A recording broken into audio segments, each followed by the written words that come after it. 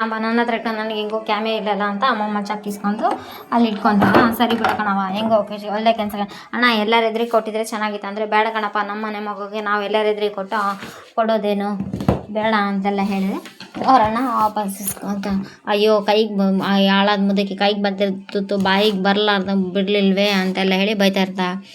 ಚಕ್ಕು ಅಮ್ಮಮ್ಮ ಚಕ್ಕು ಬೇಯಿಸಿಡ್ಬೇಕು, ಎಲ್ಲಿ ಅದು 1 ಕೋಟಿ ರೂಪಾಯಿ ಚಕ್ಕು ಎಲ್ಲಿ ಅಡಿಕೆ ಚೀಲದಾಗ ಇಟ್ಕೊಂಬಿಟ್ಟಿ ಅಂತಂದು ಹೇಳಿದ್ರೆ ಅದೇ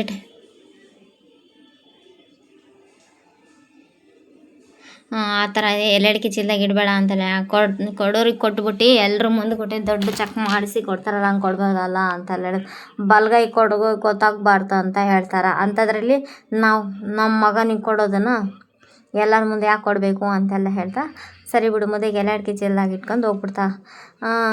ನಿಮಗೆ ಪ್ರಾಣ ರಕ್ಷಕ ಅಂಥೇಳಿ ಬಿರುದು ಕೊಟ್ಟು ಸನ್ಮಾನ ಮಾಡ್ತಾರೆ. ನೋಡು ನಾವು ಒಬ್ಬರಿಗೆ ಒಳ್ಳೇದು ಮಾಡ್ತೀವಿ ಅಂದಾಗ ಇದೇ ಥರ ಬಿರುದು, ಆರೈಕೆ, ಸಂತೋಷ ಎಲ್ಲ ಸಿಗುತ್ತೆ ಕಣಪ್ಪ ಅಂತೆಲ್ಲ, ಹಿಂಗೆ ಇದ್ಬಿಡು ಅಂತೆಲ್ಲ ಹೇಳ್ತಾರೆ.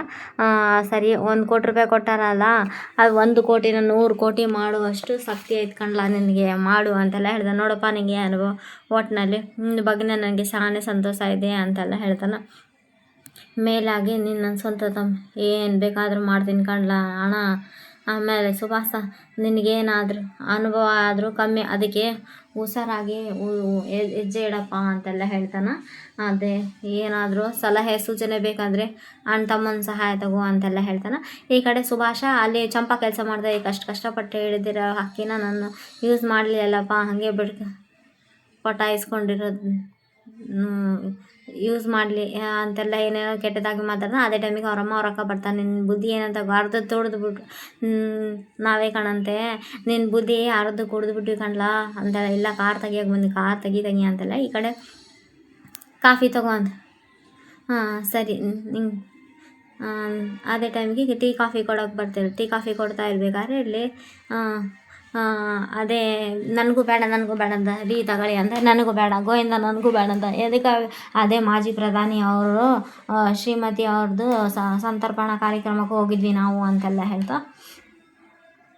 ಅದೇ ಟೈಮಿಗೆ ಅಲ್ಲೇ ತಿಂಡಿ ಕಾಫಿ ಎಲ್ಲ ಮುಗಿಸ್ಕೊಂಡು ಬಂದೀವಿ ಅಂದ. ಮಾವಯ್ಯ ಅಂತ ವಿದ್ಯೆ ಬಂದಾಗ ಏನವ ಅಂದ, ನಿಮ್ಮಿಂದ ಒಂದು ಹೆಲ್ಪ್ ಆಗಬೇಕು ಅಂದೆ. ಸಹಾಯ ಏನು ಅಂತೆಲ್ಲ ಹೇಳಿದಾಗ, ಇದು ಚಂಪಂದ SSLC ಮಾರ್ಕ್ಸ್ ಕಾರ್ಡು ಅಂತ. ಸರಿ ಪರವಾಗಿಲ್ವೇ, 625, ನಮ್ಮ ಚಂಪ ಶಾನೆ ಬುದ್ಧಿವಂತ, 625ಕ್ಕೆ 602 ತಗೊಂಡಳ ಅಂದಾಗ ಎಲ್ಲರೂ ಖುಷಿ ಪಡ್ತಾರೆ. ಅಮ್ಮಮ್ಮ ಮೋಹನ ಎಲ್ಲರೂ ಖುಷಿ ಪಡ್ತಾರೆ. ಅದು ಶಾನೆ ಖುಷಿ ಪಟ್ಟಿರ್ತಾಳ. ಏನಂದರೆ ಅವಳು ಲಾಯರ್ ಆಗಬೇಕಂದ ಅವಳ ಕನಸು.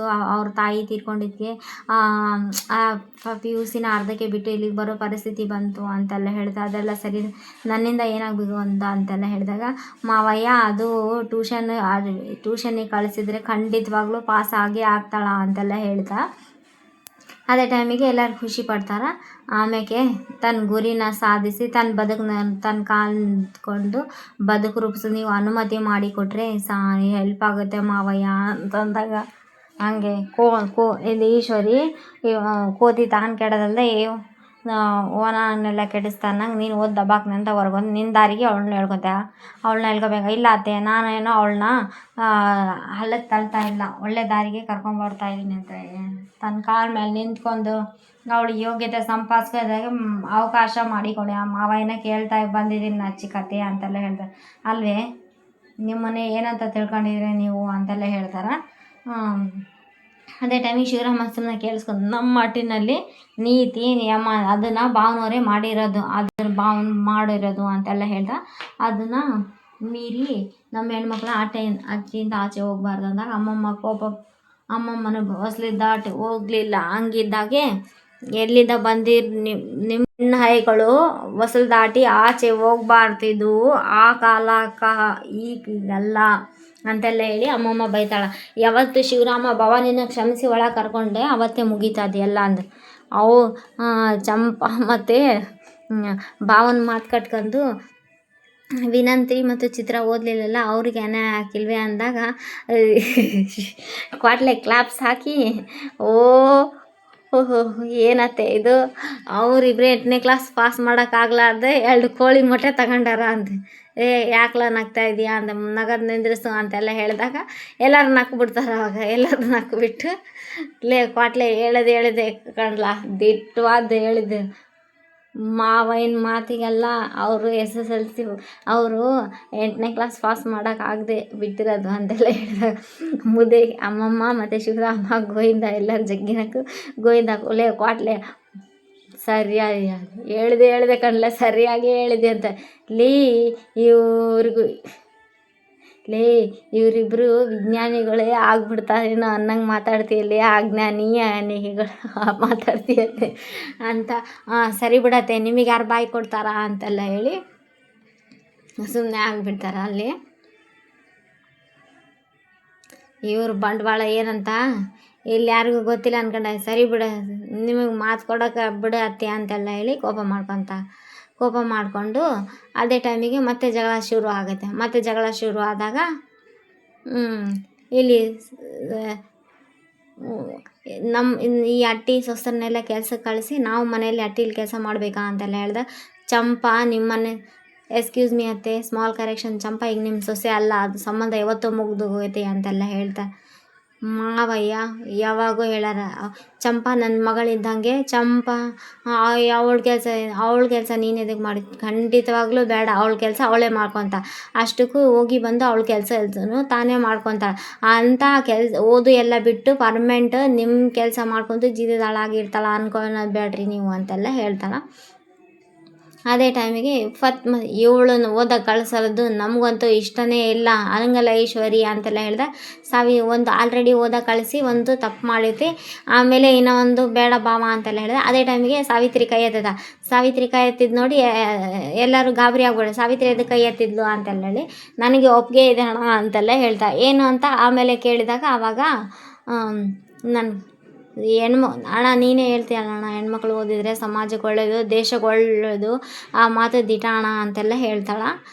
ಹೇಳಿದಾಗ ಅವಾಗೆಲ್ಲರೂ ನಂಬಕ್ಕೆ ಆಗಲ್ಲ, ಅಮ್ಮಮ್ಮ ಕೂಡ ಗಾಬರಿ ಆಗ್ಬಿಡ್ತಾಳೆ. ಇವಳೇನು ಈ ಥರ ಮಾತಾಡ್ತಾಳಲ್ಲ, ಬಡವ್ರ ಮಕ್ಕಳು ಅದರಲ್ಲೂ ಹೆಣ್ಮಕ್ಳು ಓದಬೇಕಣ್ಣ, ಬೆಳಿಬೇಕಣ್ಣ, ಸೂಪರ್ ಅತ್ತೆ ಅಂತ ಕ್ವಾಟ್ಲೆ ಕ್ಲಾಪ್ಸ್ ಆಗ್ತಾ ಇರ್ತಾನೆ. ನೋಡೋಣ, ನಮ್ಮ ಮಕ್ಕಳು ಉದ್ಧಾರ ಆಗಿಲ್ಲ ಅಂದ್ಬಂದಕ್ಕೆ ಇನ್ನೊಬ್ಬರ ಮಕ್ಕಳಿಗೆ ಅಡ್ಡಗಾಲ ಆಗಬಾರ್ದು, ಯಾವ ನ್ಯಾಯ ಹೇಳೋಣ. ಚಂಪಾ ಓದಿ ಇಂಜಿನಿಯರ್ ಆಗ್ತಾರೆ ಅಂದರೆ ನನಗೆ ಸಪೋರ್ಟ್ ಮಾಡೋಣ ಅಂತೆಲ್ಲ ಹೇಳಿದಾಗ ಇಲ್ಲಿ ಟ್ವಿಸ್ಟ್ ಇಟ್ಟಿದೆ, ಅವರು ನಂಬಕ್ಕೆ ಆಗ್ತಲ್ಲ. ಚಂಪಾ ಆಸೆ ಪಟ್ಟ ಓದಿ ಇಂಜಿನಿಯರ್ ಆದರೆ ನಾನು ನೋಡಿ ಚಿಕ್ಕತ್ತೆ ಆ ಲಾಯರ್ ಓದಕ್ಕೆ ಆಸೆ ಪಡ್ತೆ, ಇಂಜಿನಿಯರಿಂಗ್ ಅಲ್ಲ ಅಂತೆ. ಸುಮ್ಮನೆ ಯಾವುದೋ ಒಂದು ಓದಿ ಪಾಸ್ ಆದರೆ ಸಾಕಷ್ಟೇ, ಅವಳ ಹೆಸರು ಮಾಡಿ ಮುಂದೆ ಬಂದರೆ ಸಾಕು. ವಿನಂತಿ ನೀನು ಮಾತಾಡೆ ಅಂತೆಲ್ಲ ಹೇಳ್ತಾಳೆ. ಹ್ಞೂ ಮಾವ, ನಮ್ಮವ್ವ ಹೇಳೋದು ನಾನು ಒಪ್ಕೊತೀನಿ, ಯಾಕಂದರೆ ನಮಗೂ ವಿದ್ಯೆನೇ ನೈವೇದ್ಯ ಅಷ್ಟೇ ಅಲ್ವಾ, ಅದಕ್ಕೆ ನೈವೇದ್ಯ, ಅದಕ್ಕೆ ಚಂಪನ ಬುದ್ಧಿವಂತೆ, ಅವಳು ಓದಿದ್ರೆ ಅಡ್ಡ ಮಾಡಿದ್ರಿ, ಎಷ್ಟು ಸರಿ ಹೇಳು ಮಾವ ಅಂತೆಲ್ಲ ಹೇಳಿ ವಿನಂತ್ರಿ ಕೂಡ ಸಪೋರ್ಟ್ ಮಾಡಿ ಮಾತಾಡ್ತಾಳೆ. ಚೆನ್ನಾಗಿದೆ ಇವತ್ತಿನ ಎಪಿಸೋಡು, ಎಲ್ಲರಿಗೆ ಖುಷಿ ಪಡ್ತಾರೆ. ಸಾವಿತ್ರಿ 6 ಕೊಟ್ಟರೆ ಅತ್ತೆ ಕಡೆ, 3 ಕೊಟ್ಟರೆ ಸೊಸೆ ಕಡೆ ಅನ್ನೋ ಗಾದೆ ಮಾತು ನಿನ್ನಂತ ನೋಡೇ ಮಾಡಿರೋದು ಅಂತೆಲ್ಲ ಹೇಳ್ತಾಳೆ. ಆವಾಗ ಮತ್ತೆ ಜಗಳ ಶುರು ಆಗ್ತೈತೆ. ಮತ್ತೆ ಜಗಳ ಶುರು ಆದ ಸಮಯ ಸಾಧಿಸ್ಕೊಳ್ಳೋದಂದರೆ ಇದೇ ಅಲ್ವೇ ಅಂತೆಲ್ಲ ಹೇಳ್ತಾಳೆ. ನೋಡೋದಕ್ಕೆ ಎಲ್ಲದರಲ್ಲಿ ತೆಪ್ಪು ಹುಡುಕ್ತಾನೆ. ನನ್ನ ಮಗಳಂತೂ ಓದೋಕ್ಕಾಗಲಿ, ಅದಕ್ಕೆ ಚಂಪನು ನನ್ನ ಮಗಳಂತ ನಾನೇ ಓದಿಸ್ತೀನಿ ಅಂತೆಲ್ಲ ಹೇಳಿದೆ. ಯಾಕೆ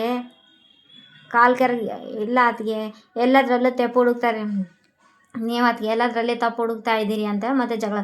ನೀವು ನಿಮ್ಮ ಮಗಗೆ ಮದುವೆ ಮಾಡಿದ್ರೆ ನಿಮ್ಮ ಮಗನ ಮದುವೆ ಮಾಡ್ತಾ ಇರೋದು, ಚಂಪಾ ಏನಾದರೂ ಅಡ್ಡಿ ಮಾಡ್ತಾಳೆ, ನನ್ನ ಮಗನ ಮದುವೆ ವಿಚಾರ ಯಾಕೆ ತೆಗಿತಾರೆ, ನನ್ನ ಮಗನ ವಿಷಯ ನಿನಗೆ ಅಂತೆಲ್ಲ, ಮತ್ತು ನೀವ್ಯಾಕೆ ಚಂಪನ ಓದೋಕ್ಕೆ ಅಡ್ಡಗಾಲ ಆಗ್ತೀರಾ ಅಂತೆಲ್ಲ ಕೇಳಿದಾಗ ಸದ್ದು ಅಂತೇಳಿ ಶಿವರಾಮೇಗೌಡ ಬೈದು ಬಿಡ್ತಾರೆ. ಅವಾಗೆಲ್ಲರೂ ಸುಮ್ಮನೆ ಆಗ್ತಾರೆ. ಇವತ್ತಿನ episode please like, share, comments.